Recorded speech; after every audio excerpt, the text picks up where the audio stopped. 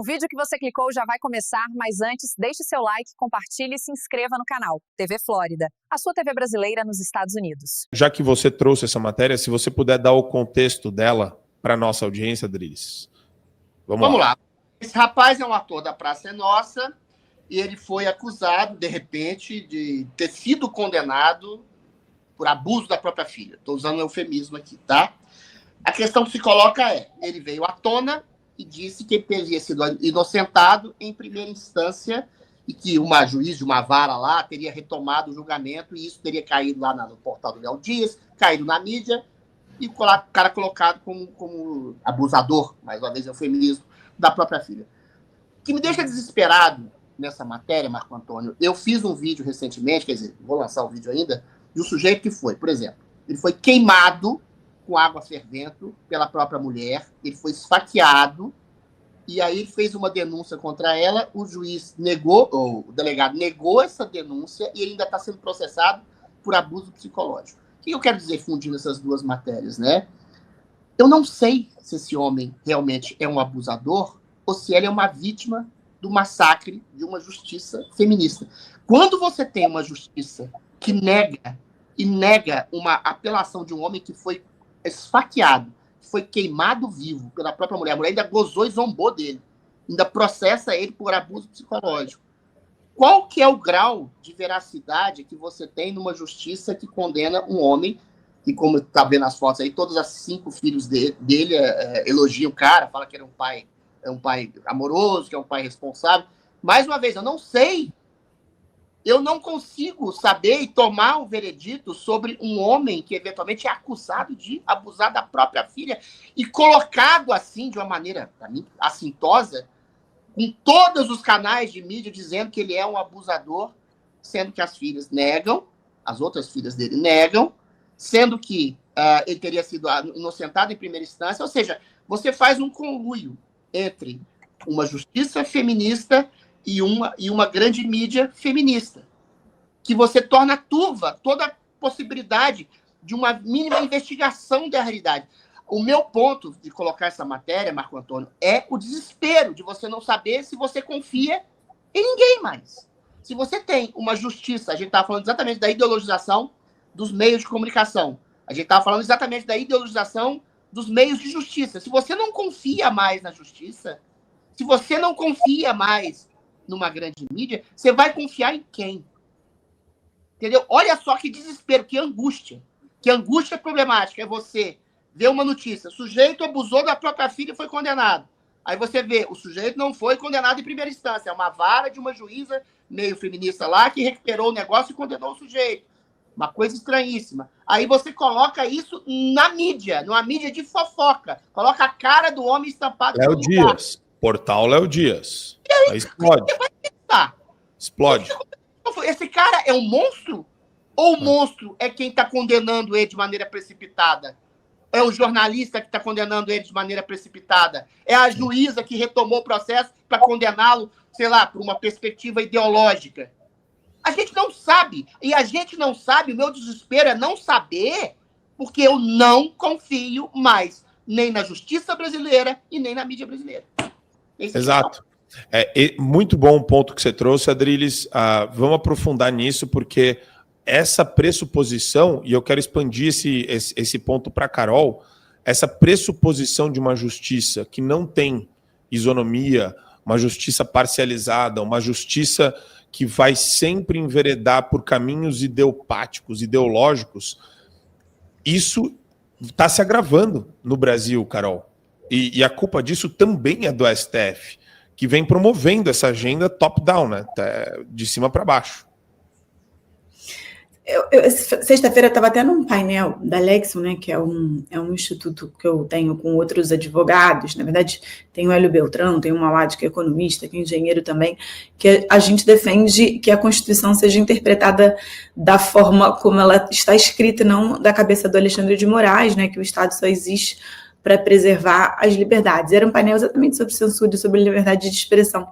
E aí eu estudando sobre o tema, estava o Maltache, que é um livro maravilhoso, quem nunca leu, que leia, né, o Contra Toda a Censura, e o André Marcília, que também tem o Ai, meu Deus, esqueci o nome do livro dele agora, mas que é maravilhoso, porque o André Marcília, para quem não sabe, foi o primeiro advogado do tal do inquérito do fim do mundo, lá das fake news, ainda no caso da revista Cruzoé, ali, do amigo do meu pai. E é quase que um diário de bordo dele, assim, todos os dias, se chocando com as decisões e como é que aquilo foi indo. E aí, eu até tinha feito um post baseado muito num artigo que o Fernando Schiller fez, que é assim, a censura no Brasil, ela tem cara e tem endereço. E ele pega ali casos reais de pessoas, né, reais, né? Ele foi narrando 10 e depois eu fui acrescentando outros casos, porque a gente fica com essa falsa, né, narrativa de não existe ditadura do judiciário, não existe censura no Brasil. Aí a gente começa a pegar a Flávia, que já veio aqui no Fio Diário, né? Que é uma brasileira que mora nos Estados Unidos, que fez um post em rede social, só descobriu que tinha um inquérito contra ela quando ela passou aqui pela imigração no Brasil. A Aline, que acho que a gente também trouxe aqui no Fio, que está, imagina, morando nos Estados Unidos, porque está sendo completamente, né, censurada, perseguida pelo STF. Me recordo dela dando entrevista, ela tremia, coitada. As pessoas estão num estado de nervo, você não sabe o que vai ser da sua vida. Você pode ser preso, você pode ficar todo sem seu patrimônio, as redes sociais dos seus familiares. Então, a gente tem que parar de normalizar esse tipo de coisa. É só com ele, é só com ele. Não é só com ele. A gente tem inúmeros casos com rostos, com endereço, com famílias, com crianças envolvidas, que os pais e as mães são perseguidos, e aquilo ali, imagina o caos familiar que aquilo ali não cause, enquanto você está respondendo por tudo isso. Então, são milhares de famílias no Brasil que estão tendo suas vidas destruídas por uma imprensa militante e um judiciário militante. Esse caso que o Adriles trouxe não é exceção, é um caso, né, tosco, grotesco, mas a gente, se pesquisar aqui, a gente puxa 100 rapidinho no Google, porque é exatamente isso. Primeiro você condena já antes sequer de ler os autos, joga na imprensa. Amanhã você imagina, não sei se esse pai tem outros filhos menores, imagina a criança tá na escola e abre o jornal e tá a cara do pai, imagina a família dos amiguinhos. Só que isso acontece com tudo, não só com casos de abuso sexual, mas de corrupção, de tudo. Veja bem, o que eu estou querendo dizer, mais uma vez, não estou entrando no mérito de ser culpado ou não, mas a questão é, quantas vezes uma mulher que acusa um homem tem exatamente a prerrogativa da presunção de inocência dela, ela não ter feito uma falsa acusação, e, eventualmente, o cara é colocado na mídia. O cara é um ator da Praça é Nossa. Ficou mundialmente, nacionalmente conhecido como estuprador. Agora acabou, a vida dele acabou. Eu não sei se ele é culpado ou não. Mas ele sempre vai ser identificado como estuprador da filha. Uma coisa horrorosa. Uma coisa pavorosa. No Neymar, vocês lembram a causa do Neymar? O Neymar foi colocado a cara dele lá. Tentativa de estupro, tentativa de abuso, tentativa de assédio. Se a mulher não faz um vídeo completamente estapafúrdio em que ela tenta simular um estupro, o Neymar estava sendo colocado como estuprador até hoje. Ou seja, existe a prerrogativa, é isso que eu acho indecente e absolutamente absurdo, de um conluio entre a justiça formal e a mídia de condenar previamente qualquer homem, qualquer notícia de alguém famoso ou não, que gere repercussão, vamos massacrar esse sujeito. Depois a gente vê se ele é culpado ou não. O cara falou que foi inocentado em primeira instância, que outra pessoa, outra juíza retomou o processo. Não sei. Agora, você pegar uma mídia de fofoca e dizer vamos crucificar o sujeito, condenado por estupro, isso não é jornalismo, isso não é justiça. Sim. Isso é linchamento moral. Estou falando, mais uma vez, não sei se o cara é culpado ou não. Você não faz coisa. Isso é tudo. E isso abre uma série de outras discussões que é impressionante e esses temas precisam ser aprofundados e discutidos, tá? A quantidade de arquivamentos, de inquéritos, de homens que abusam ou homens que cometem violência doméstica, ela corresponde proporcionalmente a indenizações na justiça por matérias difamatórias e assassinatos de reputação e hit pieces que jornalistas fazem no transcorrer destes inquéritos? Existe proporcionalidade aqui? Ou o cara bate na porta da justiça e ganha 5 merréis? 5 merréis de indenização. E a vida do cara está completamente destruída por causa disso. A gente tem que entrar em várias discussões sobre isso, e é um ponto de partida muito legal, Adriles Jorge. Isso é muito simples. Existem homens e mulheres que são canalhas, que são boas pessoas. Agora, quando a justiça prioriza de maneira absolutamente inclemente as mulheres como vítimas e homens como agressores, acabou a justiça.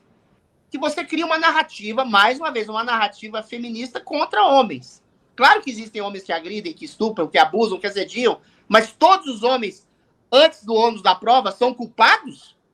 É algo absolutamente indecente o que está acontecendo no Brasil. A gente vê o caso, eu estou lembrando de vários aqui, do Otávio Mesquita, que todo mundo viu que não aconteceu nada. O caso do Márcio Smer, que já foi inocentado, toda hora retomam o processo, ainda falam que está com doença psicológica contra 10 malucas que acusaram ele, todo mundo sabe que davam bola para ele, davam em cima dele, mandavam foto pelada para ele. Ou seja, é claro que existe uma tendenciosidade feminista completamente insana na justiça, que descredibiliza qualquer tipo de julgamento formal. Se você chegou até aqui, é um bom sinal. Para assistir os vídeos completos, acesse nosso site ou baixe nosso aplicativo totalmente grátis.